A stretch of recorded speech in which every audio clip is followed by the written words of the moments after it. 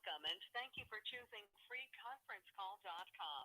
You're helping people around the world communicate for free. Please enter your access code followed by the pound or hash sign.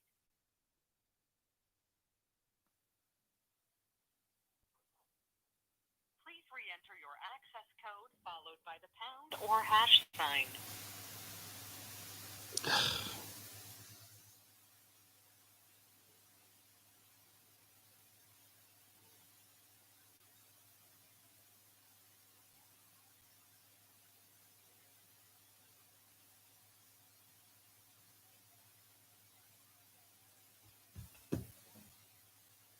Welcome and thank you for choosing freeconferencecall.com. You're helping people around the world communicate for free. There we go. Now it's working. If you are the host, press star now. Otherwise, please wait and you will be joined into the conference.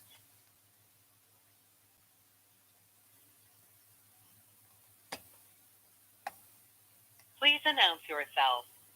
Pat Helmers.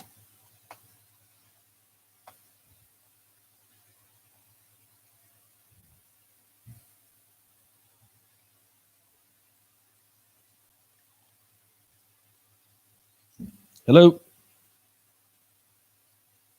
Hey, Pat, it's Mike Sloan. Oh, hey, Mike. How you doing? Doing all right. Just going to listen in a little bit before I go to my day job. Your day job. Yep. Looking like it's getting ready to rain here. Yep, that's same here in Nixville. Yep.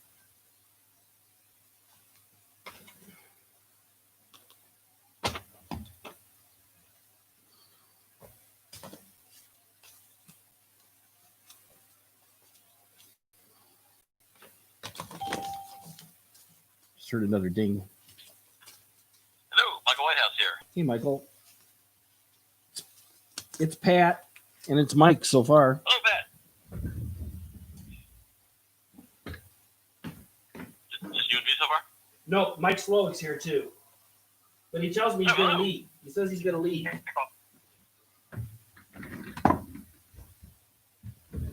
Oof. It's warm today. I got 83 degrees. Yikes. Yeah. But it's getting ready to rain, so it's like very sticky and thick. So I'm going to have to put my air conditioner in the up here in the studio. It's getting that time of year. Yeah, we get a lot of humidity here. I'm on the Long Island Sound shoreline. It gets thick there So in the summer. You have all that water around you. It gets very thick. Yeah, so we get like 90% humidity. Yeah. You gotta love that. Yeah. Seal the apartment, turn on the air conditioning. This has been quite a week. I don't know what you guys think. Everything's just been screwy. All my days have been thrown off. Tuesday felt like Monday. Wednesday felt like Thursday. Thursday actually feels like Thursday, but the week feels like super short now. Like, I don't know. And I worked a little on Monday too, so it's just a weird week. Yeah, so Pat, you're kind of quiet. Am I? Yes. Like my sound? sound? Me. I'm not saying anyone else. I mean, like my sound is quiet, or? Yes. You're far, far away. Really? Everything seems normal here. I mean, is that a little bit better? Yes, that's better. Maybe that's it. I had the phone was plugged in. I unplugged it. I think the plug is near the microphone. Who just joined? Hello, somebody just joined. Who is it?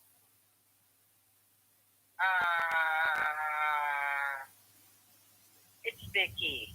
Can you hear me? I can, Vicky. I can hear you. I don't know.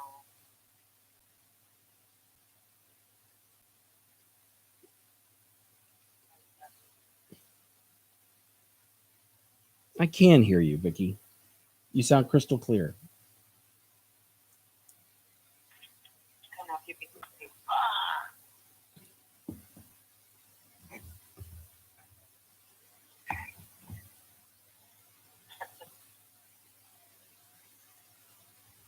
My phone is getting weird. This is Vicky. I don't know if you can hear me. I can hear you. I can hear you. Mike, can you hear Vicky? You. Oh, awesome. Yes, I can hear Vicky. Hey there, Papa. Yeah. Well, maybe we should get. Ventures in electronic connections. Well, I don't know how many more people are coming. I don't know. It's catch for catch can. Like we had a really good turnout last week. I don't know. Yeah, last week was actually very good. And I just posted the recording for last week on Sales Babble. If you want to follow back up on that. Why don't I start with today's questions? Would you rather be a hunter or a farmer? And I got an interesting answer email from Bruce, so I'm expecting him to show up. So I don't want to answer for him. We'll wait till he shows up. Would you rather be a hunter or a farmer, folks? This is Mike Floyd. I've always liked being a hunter. In fact, my tagline on my LinkedIn site is revenue hunter, because I've always found that to be a challenge, efficiency, and to be very financially rewarding. But I also like being a farmer, if you will. Once you land them, and get deeper, they stay in the land. So there's benefits to both. I just happen to prefer the hunter. This is Michael White. I'm definitely in the farmer category. I like the concept of hunting. I'm just not very good at it. I'm much better at kind of building a relationship over time and sort of slowly working into something than kind of the presentation, the close, and I've been enamored with that concept for a while, and just the more I try it, the more I discover farming is much more my style. Which is why I'm kind of more focusing on things like my podcast, building my personal brand, and sort of sending my image out in front of me as I go into the market. Interesting. I expected you to say hunter. Why is that? Because, for what I've heard over the last few weeks, you're always working lots and lots of leads, and you're doing a lot of cold outreach. I did it mostly because that's kind of the proven system for the company I'm with. And so it's what works. But it's not my preferred way of doing things. Interesting. Are you able to much rather go into a situation where I have an idea of who's going to answer the phone and what I'm going to say to them, because I'm not yet. So some people can go into any situation with anyone. They're quick on their feet. Like when I was much younger, I was like that, and then I got old and tired, and now it takes me a while to get my brain in gear. So I'll realize what I should have said as I'm leaving, 30 minutes later. So the more of a relationship I have, the more warm it can be, the better I'm able to kind of engage in that way. The other thing I was thinking too was you had mentioned that sometimes a lot of your business is a one-call close. Yes, yeah, that's hunterish, I think. Yeah. But yeah, and part of it is it's a relatively small. We're not selling $100,000 campaigns generally, so right. It's the kind of thing that you can make that decision. One person can make that decision in one appointment. How about you, Vicky? Actually, I lived in a farm community for a little while in my teenage years. And when I left, I said to them, there's easier jobs than this out there. So I did the farmer for a while, and now I'm pushing her because we we need action, especially now, and we need to move forward. And I'm really good at bringing. I have folders of every kind. I know enough. It's time to hunt. Interesting. What do you sell again, Vicki? You know what? That's where I'm a little hung up on, to narrow what I do sell. So what I do is I sell esteem through fashion and color. So I teach women how to be their best self. Oh. So actually, that's a huge area. And then I'm also an astrologer. So I like the name Mystic Beauty. So anyway, there's what I've learned, and what I've learned last week is I'm putting a marketing email together, and I'm going to have my customers vote on what I do.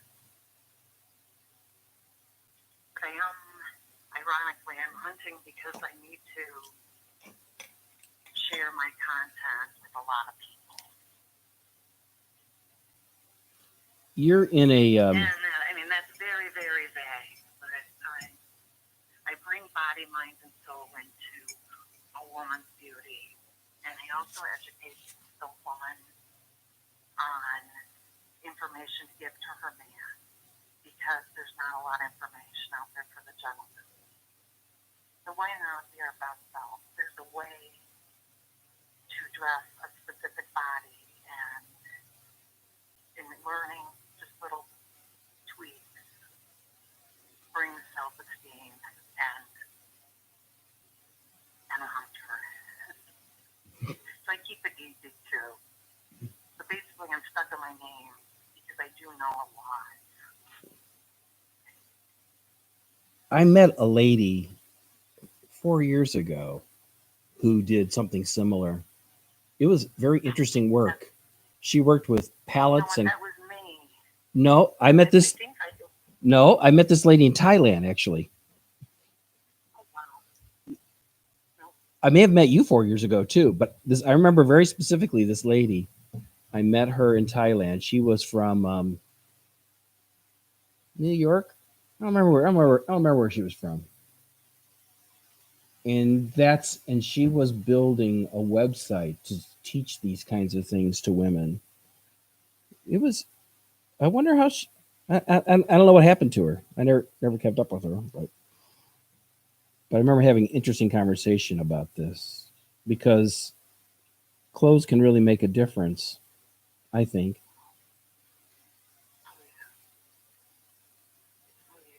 You know, children, when they're at school, teacher taking day, their academics, everything goes up through the roof. Respect each other more, their studies, Yeah. their focus. Wanted to ask Mike Slowick, when you were selling computers, that was a B2B sale. That was a long, complex sale, wasn't it?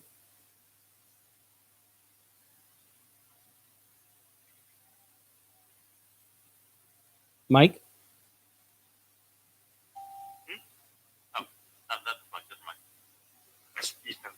Slowick, is Mike Slowick still there? I know he had to bug out early. Maybe he left. Oh, maybe he left. I should have caught him when we had the chance, because he did a lot of because I come from a B2B sales space. So I think of myself as a farmer.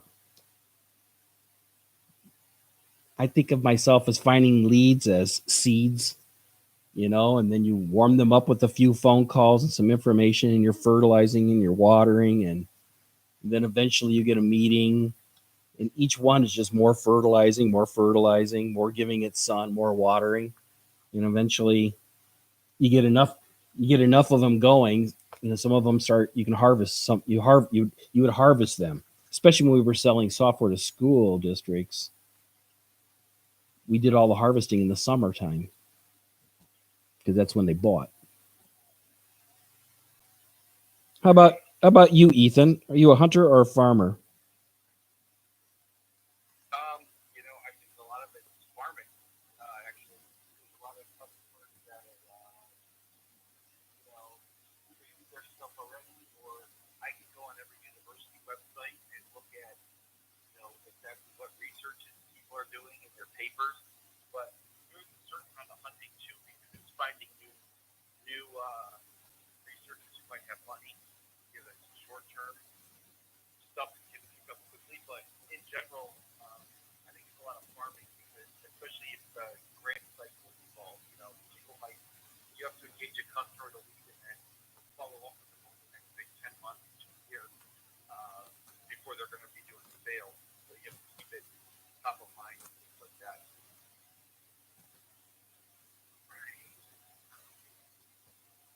Right. If I would tell people I'm university, it's just this.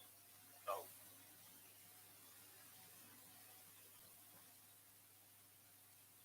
Yeah, it something unique. takes a lot of patience to do that. So It's also fulfilling though. That, you're always dealing with interesting technical subject matter, seeing the stuff that people are working on. So, but it does take patience for sure. so this week's For episode sure. this week's episode was pretty interesting. I had Nikki Ivy on. Nikki is a member of a group called SDR Defenders. And SDRs are sales development reps. They're the people who set appointments. And a lot of salespeople start in that position. And if you're the only salesperson, you have that job. So and and a lot of the conversation was about how they don't get a lot of respect because they don't close deals. But in my opinion, I think that's kind of the hardest thing there is to get an appointment. Once you get in front of people, a lot can happen. A lot of good stuff can happen. It's getting in front of them that's the hard part. So I was wondering if we could maybe learn from some of our experiences and if anybody would be willing to talk about how they took briefly, not too long a story, how they went from a cold call to a sale, like in the past, something that a past deal that was just a really good example of like, I need to keep doing more of this.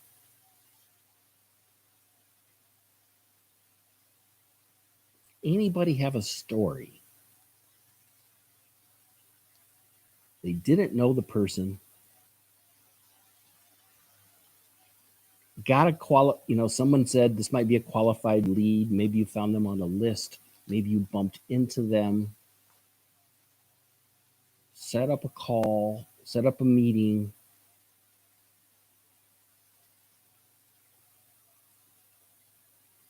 So, Pat, this is Phil again.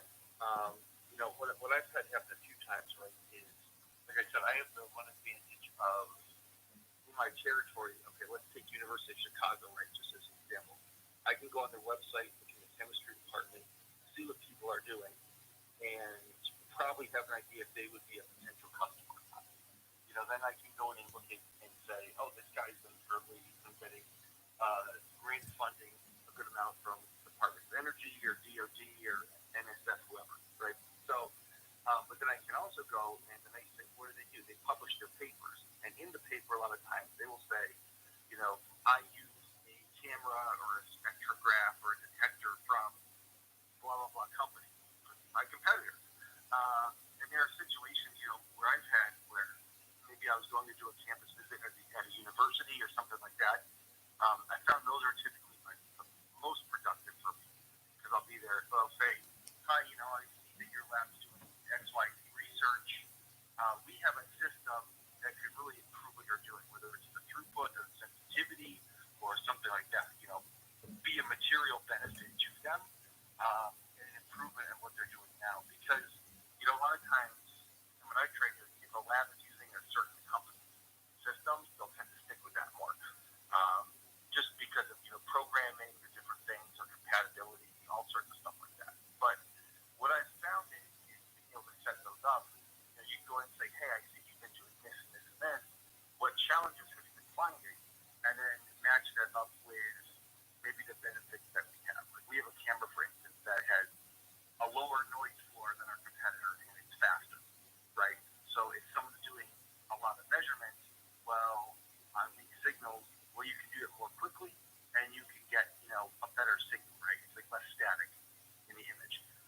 And then, I've taken that from one of those calls into then say, well, why don't we, demo a system at some point you're interested. And then moving on to eventually they liked it enough that they wrote it into a grant, got the funding, and bought one. So that's kind of one of my general texts for trying to flip a lab from a competitor to mine. Find that kind of in where we have a product or a service of some sort that would differentiate us from our competitors. I like how you found the qualified leads. Yeah. That's a hunter. That you know enough about the industry that you know that if they're buying this, they might buy that. Yeah, and like I said, it's also one benefit I have is, like I said, if I go on, you can look up the full text of these journeys. Because what's a really, I look at it as research labs at universities are small businesses, sometimes large businesses, but they have a product, right? What do they create? They create new knowledge, and they basically are rewarded on how many papers they publish, how many PhD students they graduate, and how are they paid? Well, they get grant funding, right? They get people citing their papers, all sorts of things like that. So all that data is public. So, but once you hunt them out, to do that, a lot of times we'll have a lab that's built a system, but then they kind of move over to a farming status more because you say, okay, we built one, now we'd like to have two or three, or different, or we'd like to add a new thing. And once you get that thing, then they tend to come to you every year or so and say, hey, we're doing this grant, we want to put a new system in, blah, blah, blah, blah, blah. That's kind of how it's run. But I guess there is a good amount of hunting involved. Maybe it's a hunting and then gathering. Is that would that be the right way to do it? I guess so, maybe, huh? That's what I think. It takes both. So a lot of my business come from in-person networking events, which is probably why my business is down for the last 2 months. But a lot of that's just kind of casually having a lot of light conversations and sort of listening for the key things that make me think this is the person I want to connect with. Like there's one, so we do community publications, and basically I sell advertising sponsorships in those publications. And it's a great platform for businesses that want to reach affluent, influential homeowners. And doctors and lawyers are notoriously hard to reach because if you try to cold call them, you just hit a brick wall. They've got gatekeepers whose job is to never let through anyone who's selling anything. And so I was at a networking event, and it was pretty much over. There were maybe 8 people left, and there were 2 people sitting at a table, fairly unassuming looking. And I introduced myself, and they said, have a seat, grab a drink. And it turned out I was talking to a doctor and his wife of a specialty practice, and they were a perfect fit for what we did.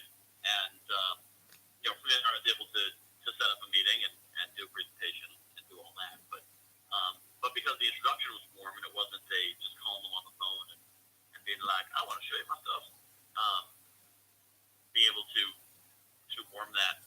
And that's part of why I'm really pushing my podcast hard right now is I can't figure out how to replace that networking. So now we're doing more personal branding in the community so people, when I call them, will more likely say, oh, Michael Whitehouse, yeah, you're that guy who knows a guy, aren't you? At least that's the goal. So. How are you? A lot of pep in your stuff this week, Mike. I am feeling good. I've done like 8 podcast interviews, and each one gives me more energy. Wow. Are you putting these out like? Are you putting these out like daily? 2 a week. 2 a week. If they stack up more, I'll go to 3 a week. What's But it? I'm thinking I probably am doing the volume I am right now because I'm just starting, and everyone I encounter, I'm like, "You're interesting, get on my podcast." But if it maintains this pace, I'll accelerate the. What I'm finding is there's definitely a synergy of having this many together because each person is on the podcast, then shares it with their network, and they all come in, and the next one shares it with their network, and getting some pretty good engagement so far. At the scale. At the scale I'm hoping for. What sorts of people are you having on? So the podcast is the Guy Who Knows a Guy podcast. Okay. And kind of the niche I've gotten into is that I'm a guy who knows a guy. Like, people can come to me for all kinds of random and obscure things. Everything from, like, I needed a employment attorney to I had someone who needed so this morning someone was asking for someone who can fix grandfather clocks, which as a friend of a friend will be able to help them. I had someone a couple weeks ago contact me because she was running a fashion show and needed a lingerie designer, a local lingerie designer, and I was able to find 2 of them. Someone needed Renaissance Fair performers for a gala dinner they were running, and I had that. I have a wide variety of contacts. And so the idea of the podcast is to give I'm looking for people who have a story to share and something to teach. So I've had our local state rep. I've had one of our local first selectmen, which is basically like a mayor of a small town. I've got 2 local bank presidents lined up that I'm going to be interviewing. But then also just like a local mortgage broker, a physical therapist, a marketing strategist. So a variety of different people of different areas. But people love to get to know they like to know people in their community, and we're mostly focusing in the Southeast Connecticut area. So, so people are getting, when they hear about it, they're like, "Oh yeah, neat. That's neat to get to know that person," and then you learn something because each person specializes in something different and something else to share. So, and I get to learn stuff from them too. So it's a lot of fun to connect that way. So I'm looking at it. Great. Michael Mish, Joe De La Cruz, Dr. Colleen Davis. This is awesome. Yeah. So episode 12 is the first episode of the new run. And look, the old ones were also interviews, so I figured I'd leave them up there. Oh, look at you. So the next one's going to be a local first select. Yeah, of actually the town that one of my magazines is in. So it's a great synergy. And it looks like it's. And the other great thing is now it's one more hook to get someone to a meeting. So our meetings are virtual now, but. I can mention not only do I publish a community magazine and I want you to advertise, but also I run a local podcast and maybe you'd be a fit to be a guest on it. So it broadens me out from a salesman selling a thing to a connector with a number of offerings, one of which you can pay for, and others of which you don't pay for. Do you remember the welcome wagon? Yeah, well, that's still a company. We still have it out here in the Yeah. Chicago area. What's kind of what you're doing? It's a similar concept, but it keeps coming even after you moved in. Right. You keep moving. Yeah, funny thing I learned about the welcome wagon is that, so like with our company, we didn't have any layoffs because we just kept going and kept selling because businesses still need to reach people. Apparently the welcome wagon laid off their sales staff for the quarantine because I think it was probably they're caught flat-footed and didn't have a way to sell remotely. But yeah, when I heard that, I'm like, they laid off their, how do you build your business if you lay off your sales staff? Like, you don't have phones and computers? What? You know your competition. I love it all.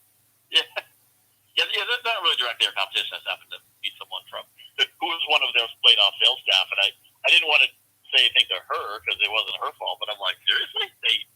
Why would they do that? They're not welcoming. Yeah. You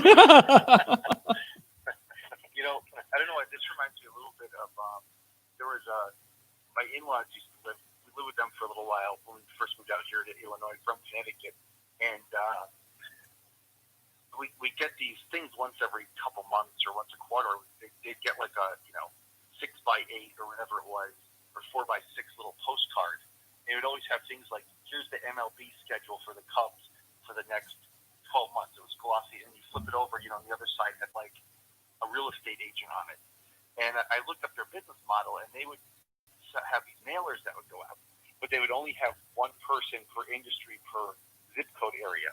So you could actually go and say, I want to be the real estate agent that sends out these postcards, of helpful facts or something. Here's the holiday dates for 2020.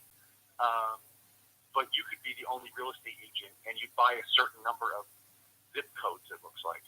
It always seemed like an interesting model. I guess it's a little different than running like a community magazine or something like that, but it was one of those kind of local things, where you'd get, that you wouldn't necessarily think of doing it this day and age, but it may have been effective if people were still doing that. But those things are definitely effective if you can figure out what the thing is that people want to keep.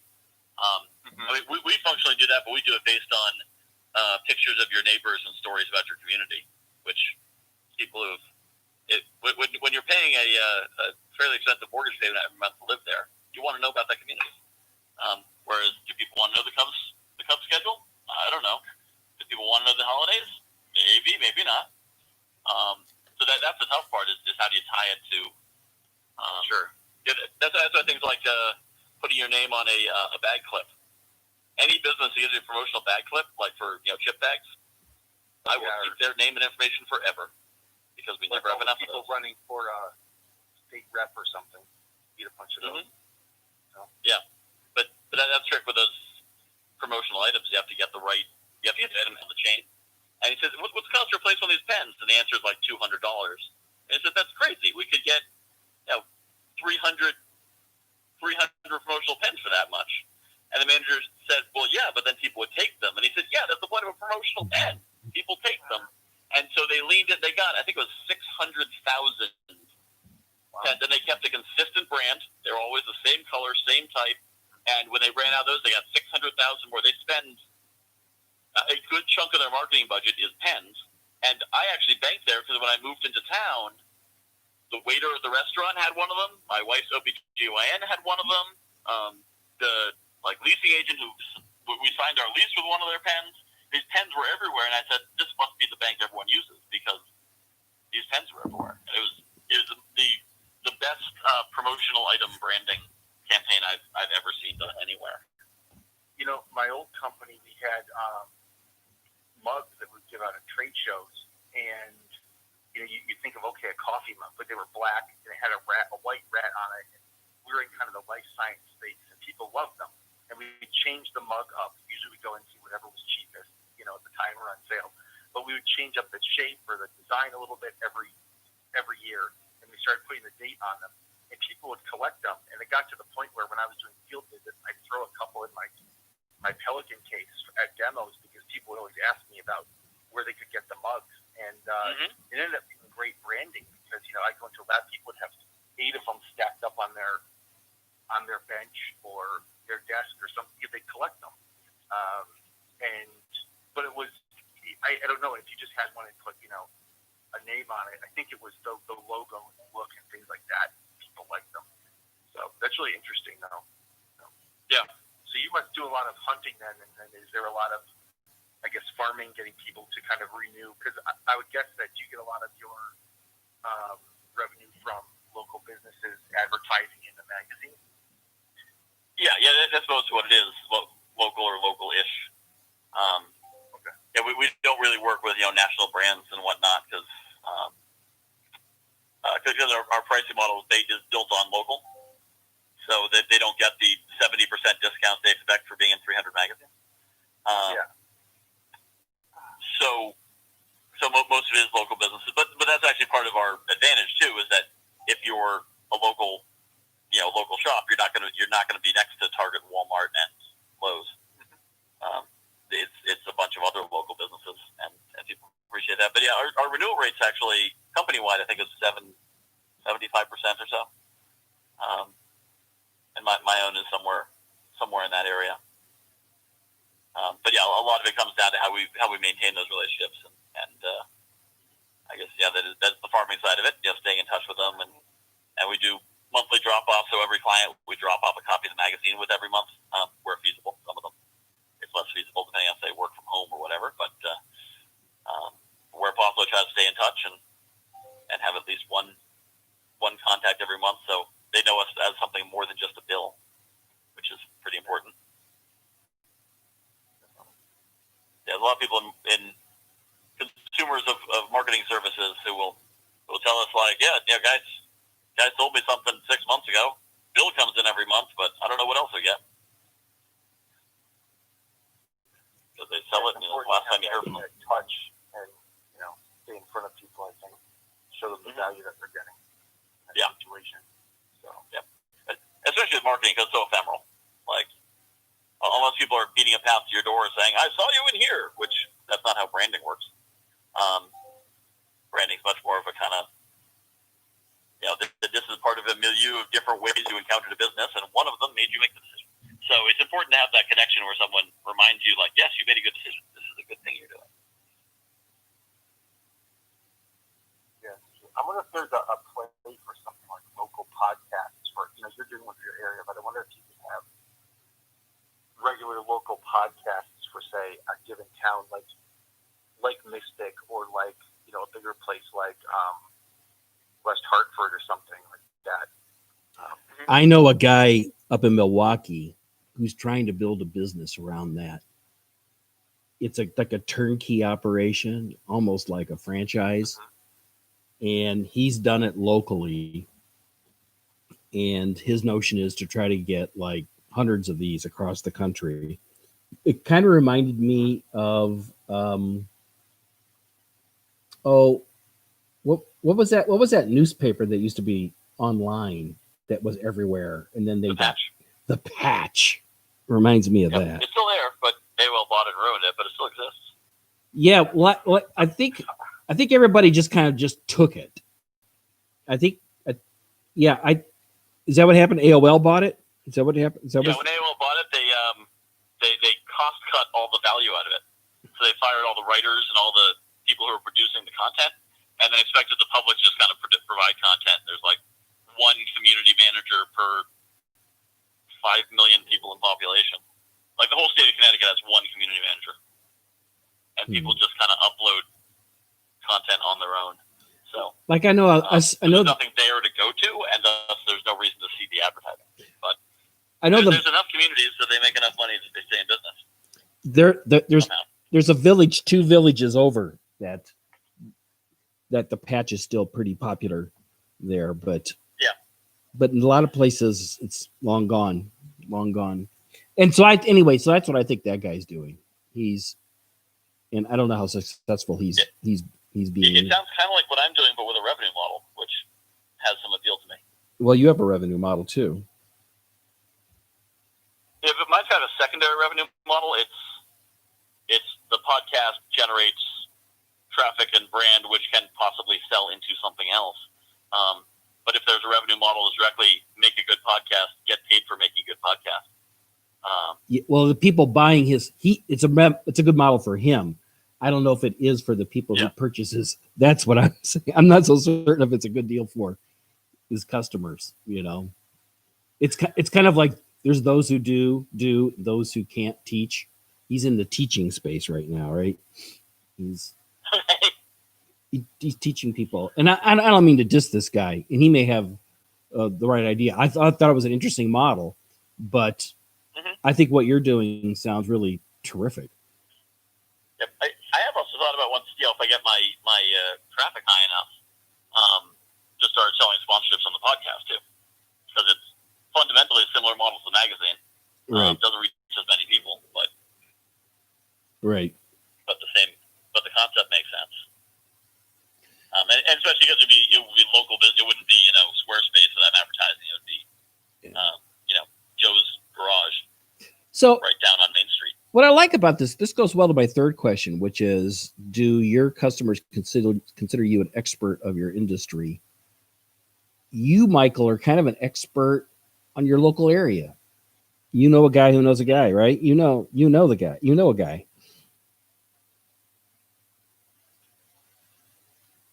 I am sort of becoming that, I suppose. And it's funny, it's been an incremental progression. Like it's not like I went to school and got a degree in Southeast Connecticut. It's just I met somebody, then I met somebody else, then I met somebody else, then I met somebody else. And before you know it, I know thousands of people. You're what Seth Godin calls a linchpin. Mm-hmm.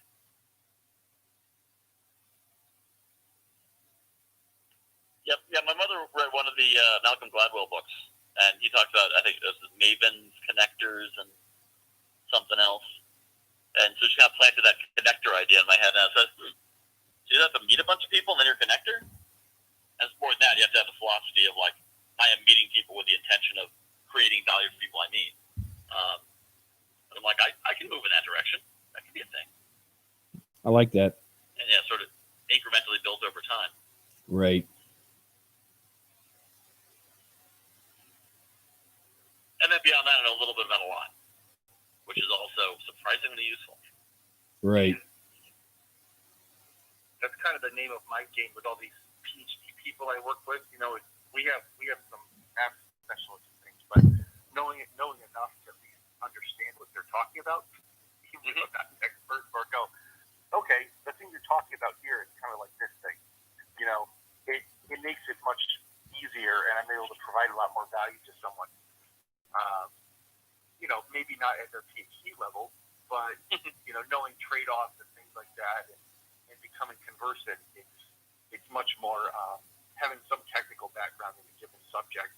Like, you know, because our customers are ranging from X-ray imaging of some sort to, you know, trying to get the spectrums of light off of something that's blowing up in 2 nanoseconds, you know, to astronomy. And having the basics of all that over time has been really helpful. That's interesting. It's an interesting. I think what you're doing though is an interesting model. You know, I think back. I grew up in Litchfield, by the way. Okay. But you know that whole Litchfield area. You know, there's some websites that just center around. I think Litchfield.bv, for instance. It's one of the people that used to run the local newspaper. Was one of the reporters. Still runs that website. And I was just looking at now, and they have ads from local. There's the Village Wine Cellar and Dave Jones Realty and things like that. It's interesting to see. I think there is an interesting model there if you can do it right. So yeah, and I have been doing a bit with like starting Facebook groups and that sort of thing. The challenge is very difficult to actually leverage a Facebook group because it comes to the Facebook group becomes successful because it follows its rules, and then you try to think, hey, how do I, within the rules of the group that I built, do something with this? And yeah, I heard there was a podcast I listened to recently, and I'd have to think what it was on. Might have been on Side Hustle Nation or Indie Hackers, but there was a lady that actually was doing. She ran a Facebook group, and at the time there wasn't a good one for her town. I think where near Pat and I live, the town that I live in here has like 5 or 6 of its own group, its own groups. But she had one, and she did it, and then she started an independent directory website, and people could, I think, either pay to be on it, or they could leave a review there, or profile, but she would send that. I think she combined it with. They had to have been recommended on the Facebook group. Then they could be posted on the directory and have like a little page about themselves. You could also pay to be featured for a certain amount of time, but then they also had like a regular. I think she sent out a regular like newsletter, community newsletter as well, and people would be posted in there. You know, I have to go back and think like it was a month or two ago I heard it, but it was an interesting model, and it sounded like she'd done a good job with it, to the point where she had some employees and people like that. Oh wow, working for her. So, hey Pat. Yeah. Pat. Yep. Do you know Kevin Ketchum? No. Baby, what's happening? Steve, what's happening? And he does basically the same kind of thing. And it actually, he does it the same way, where you can get featured in there. Anybody can advertise their stuff. It turns into a free-for-all. But he does charge if you want to get featured on that page. He'll pin your thing to the top and stuff like that. And then he does websites on the side, too. I don't know. I don't read what's happening. I'm not from. I drive through your territory. Yeah, I know. And I work there, but I don't live there. So I don't. That's a Facebook group. Yeah. Yeah. It's what's happening St. Charles, what's happening Batavia, what's happening. I mean, there's a whole bunch of what's happening. Yeah. But what's the gentleman's name? Kevin Ketchum, Ketchum. It looks like it's run by Fox Valley Magazine, I think. That sounds. Fox Valley Magazine is maybe one of the sponsors, but I don't think you can. Okay, Kevin. Yeah. I mean, there's a handful of them. You know, Fox Valley Magazine, they have their own too. Yeah.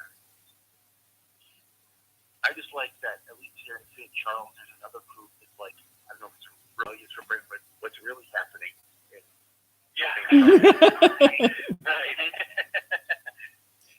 Ethan, we should start what's really, really happening.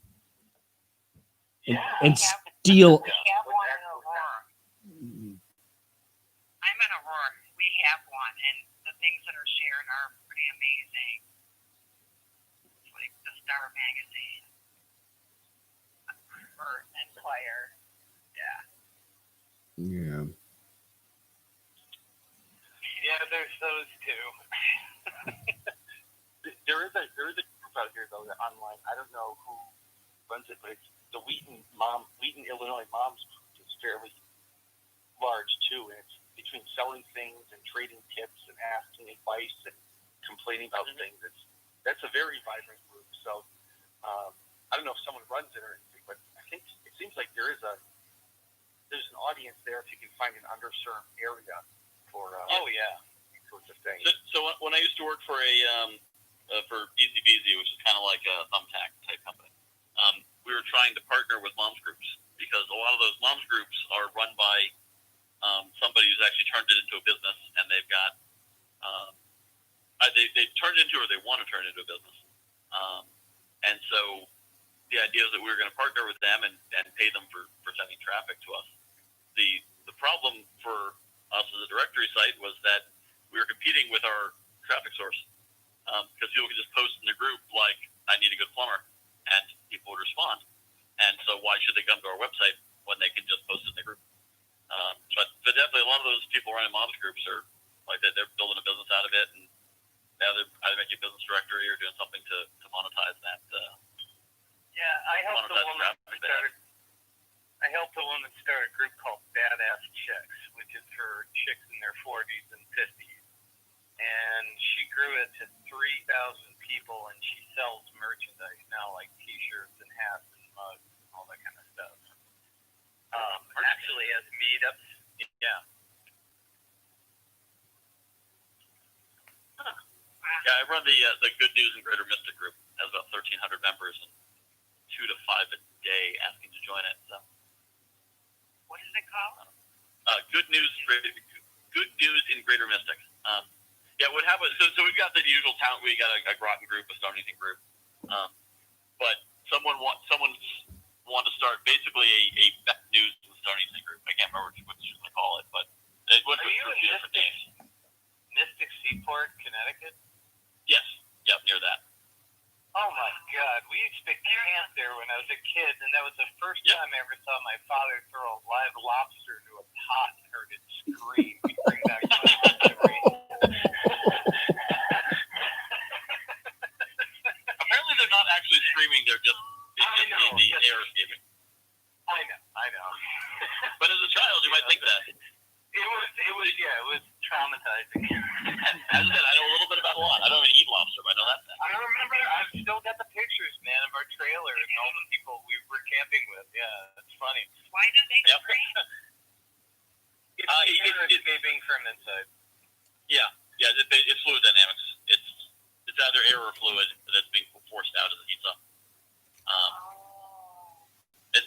a whistling. It's basically a whistle, but it sounds like a voice. Yeah, it sounds like they're screaming. Yeah. But the Tasted great. It was damn fresh.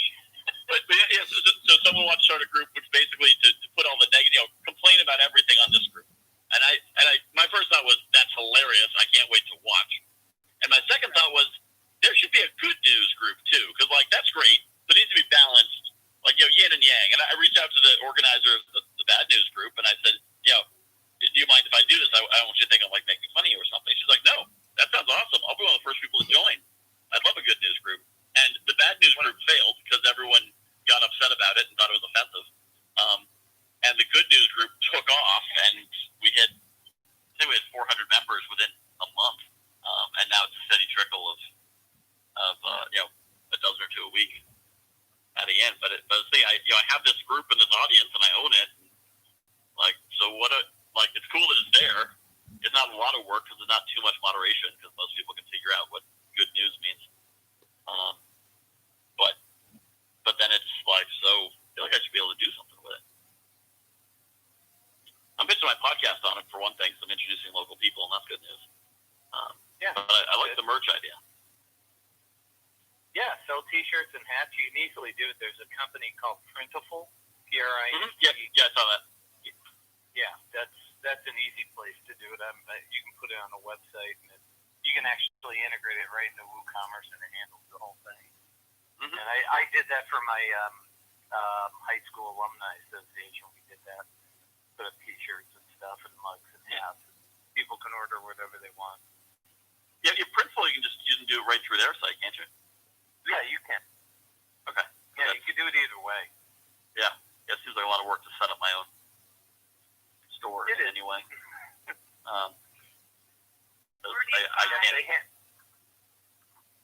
Where do you buy chip clips with logos on them? Any specialty guy will sell them. Anybody who sells pens will sell them. Yeah, I know a couple promotions items people, but you probably do too. But yeah, anyone who sells promotional items, they got it in there. They have catalogs of all kinds of things you can put your name on. Okay. I didn't know if anybody used a specific one. Most of them.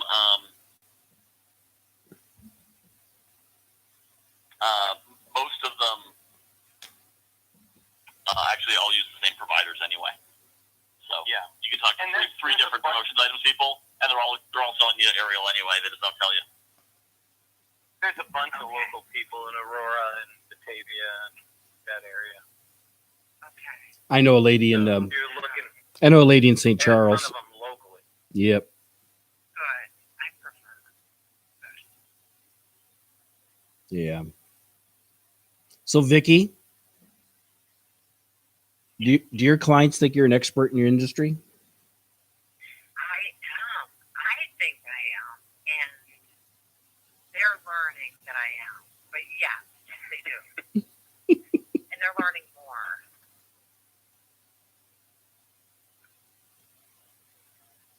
I am. That's good.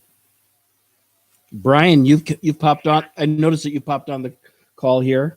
Are you a hunt? I was busy making money. I came in late. Sorry, guys. Only got 7 more minutes, but quick. Are you a hunter or a farmer? I'm a farmer, big time. Why do you say that? Well, because I'm basically just planting seeds everywhere across the internet. I wait.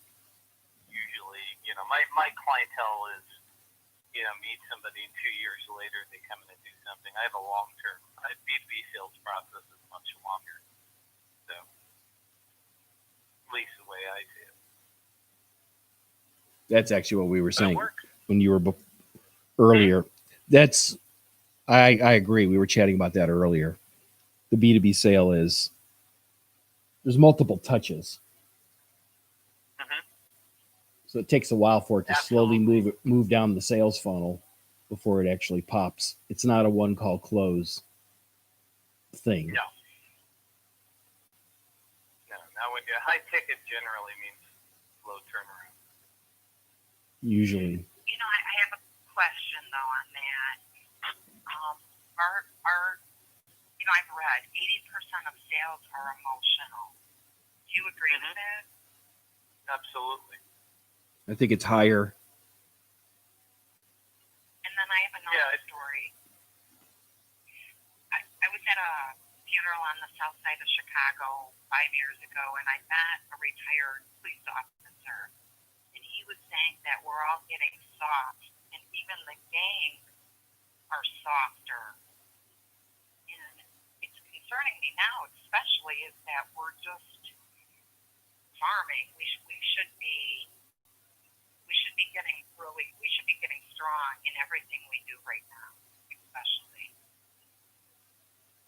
Well, now is a very interesting time. Yeah. I did a podcast with a guy the other day, yesterday, and we were talking about, it was called Follow the Bouncing Customer, about how in this environment a lot of people are going to lose their jobs or change jobs, and how to stay connected with them and how to continue building relationships. So, I mean, softer, from an empathetic standpoint, I think it's important right now. I think that people are in a space where they need that, but that's just me. I don't know. What do you think, Pat? I'm not sure what that even means, actually. I just saw a quote where the Dalai Lama said, if everybody meditated, we'd have no war. If we taught children to meditate at, from young age. We're getting weak. Meditation's great, but so is running hard. It's great for the children's heart and blood flow. Well, if you're talking And if weak, we're buying like emotionally, why are we waiting? You know, uncertainty. Okay. People want to believe in you, and people want to know in their heart that this is the right thing to do. And that just takes a long time for them to slowly build trust and for you to grow credibility. But once they decide that they think you're the right person, then they use rational inquiry to like rationalize they use facts and things like that to justify the purchase. I've seen this in engineers. I've seen this in all kinds of people. People got their opinions. I heard something. There's an interesting quote the other day, and I can't figure it out. It's like there's no such thing as really truth. It's only perceptions out there. So people buy from perception, and there's power in that. And it's just how human beings are. So what you got to do is when you're making a sale, you just got to get them to like you and to believe in you and trust in you and have them feel like you got their back. And then you start telling them all the facts and numbers and features, and they'll go, "Yep, that backs up what I was thinking. That backs up what I was thinking." And then they purchase, and that's okay. That's just the way people are. Pat, don't some people say You cut out there, Ethan. Could you say that again, please? Oh, I said, don't some people equate sales to being similar to, dating and getting someone to be in a relationship with you? Yeah, a lot of people don't trust you. They don't like you. A lot of people do. And most people don't get engaged. At least for big things, don't get engaged on the first date. I'm sure some people do, but most people don't get married on the first date. After the first date, nope. Except in Vegas when they're drunk. Elvis does the ceremony.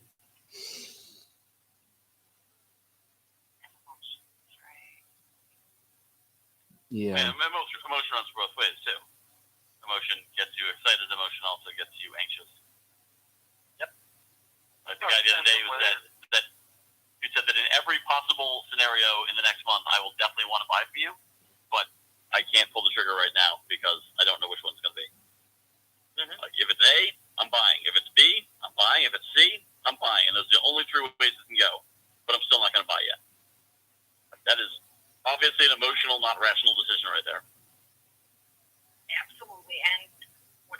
cost of the product you're selling, yeah, that's not so emotional to an engineer or a university, for sure. I just want to stir that up a little bit, though, about the whole hunter, because we can farm is when we get up and do it, is when we please our customer and we make, we pay somebody. Oh. Well, if I was a hunter, I'd be a trapper. I'd put out traps. I would hunt, but I would wait. Well, that's what we do. Well, if it's funny you say that, Brian, because that's what Bruce Jones emailed me today. He says, "Is there another option? You could be a trapper like me. Inbound marketing, make it so new customers find you." End quote. Mm-hmm. He's an SEO guy.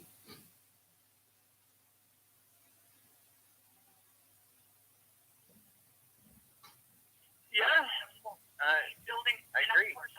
Yeah. Of course, I build relationships, and my products are not big ticket products. Let me just What do you sell? I'm out here. Actually, I sell. You know what? I was saying this earlier. I don't really know how to put it in a nutshell, but I sell beauty. I help women with confidence. So, are you a coach? Are you selling a line? I do. I sell a direct. I sell Mary Kay, but I also do I also do fashion, and I know people who know people to do the hair and to just put them in a nice, confident custom style. That's what I sell. I'm coming up with a group name, and I'm also an astrologer. What I do is I do personality astrology. So with that, a lot of mistakes because people are. I basically tell them that who they are is who they're supposed to be. If that makes sense. Because to communicate, you have to have some Gemini in you, or Geminis are a communicator. And actually, salespeople have a lot of Leo because you need that courage to stand up and share. So anyway, What's a Capricorn? The Capricorn is a leader, the CEO. He wants your job. He's going to get to the top no matter what. He's the hardest worker in the room. He knows when to kick back and play. But he's going to get to the top. I'm a Capricorn. There you go. January 17th. I'm 6 days behind it. So you're all Capricorns? Wow. Well, there you go. A Capricorn would be on the... Well, and actually the work ethic, and what happens with Capricorns, even young, they know that they're the responsible one in the house. And if it's going to get done, they're going to get done. So they've been a leader since they were little. And even when they're little, they're kind of pissed off because they know they're the worker. And they're excited when they're grown up and they can kick back. Mm. Oh, hell no. Well, guys, I've got to get going here. I got another thing I want to hop on at 5:30, and I got to prepare for it. This has been fun. See you next week. Thank you. Thanks for listening. Thank you. Good talking with you guys. Bye-bye.